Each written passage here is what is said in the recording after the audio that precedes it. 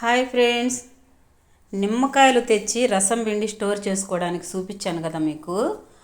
ఆ ఒక కాయలు మనం ఎన్ని అయితే తెచ్చుకుంటామో ఆ కాయలు మనము రసం పిండిన తర్వాత తోళ్ళండి ఇవి చూడండి.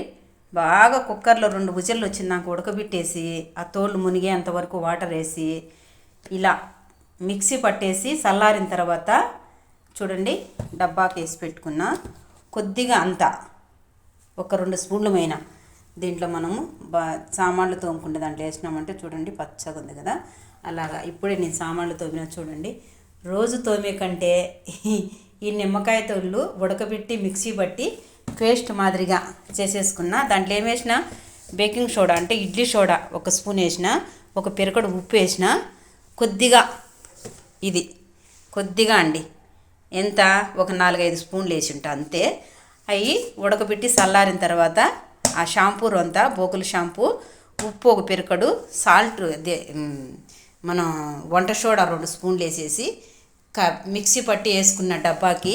ఇప్పుడు నేను ఆ షాంపూ బోకుల షాంపూ కొనకుండానే ఇది కొద్దిగా అంత వేసేసుకొని దాంట్లో వాటర్ వేసుకొని బోకులు కడిగితే చాలు.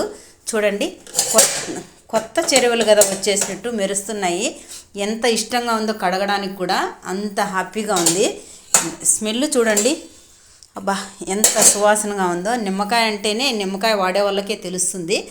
అలాగా ఇదైతే వారానికి ఒకటి అయిపోతా ఉన్నింది. ఇప్పుడు సుమారుగా 10 రోజులు అయింది నిమ్మకాయల రసం తెచ్చి రసం స్టోర్ చేసి పెట్టుకున్నాము. నిమ్మకాయ నీళ్ళు వేసుకొని చక్కెర నీళ్ళు చేసుకొని ఫ్రిడ్జ్లో పెట్టుకొని చల్లగా తాగుతామండి. నిమ్మకాయ రసం చాలా ఎనర్జీ ఇస్తుంది. ఇది పరిస్థితి ఓకేనా. ఇలా మీరు కూడా నిమ్మకాయలు వాడేవాళ్ళు అయితే తోళ్ళు పడేయకుండా ఇలాగా మెత్తగా ఉడకబెట్టేసి 2 విజిల్లు పెట్టుకునేయండి కుక్కర్లో. మనం రసం పిండుకున్న వేస్ట్ తోళ్ళు ఆ నీళ్ళు ఈ తోళ్ళు మిక్సీ పట్టేసుకొని ఇట్లా డబ్బాలో స్టోర్ చేసుకొని రోజు సామాన్లు కడుక్కోండి. చూడండి మీకే అర్థమవుతుంది. షింక్ కూడా ఎంత సువాసన అండి, కడుగుతుంటే ఎంత క్లీన్గా అంత బాగుంటుంది. నేను పొయ్యి కూడా దాంతోనే కడుగుతున్నా, డైనింగ్ టేబుల్ మొత్తం అలాగనే దాంతోనే కడిగేసి తుడుస్తున్నా. ఎంత క్లీన్గా కిచెన్లోకి వస్తే సూపర్ సువాసన ఉందండి. నచ్చితే లైక్ చేయండి, షేర్ చేయండి, మన ఛానల్ని సబ్స్క్రైబ్ చేసుకోండి. బాయ్ అండి. నచ్చితే తప్పకుండా ఇలా ట్రై చేయండి.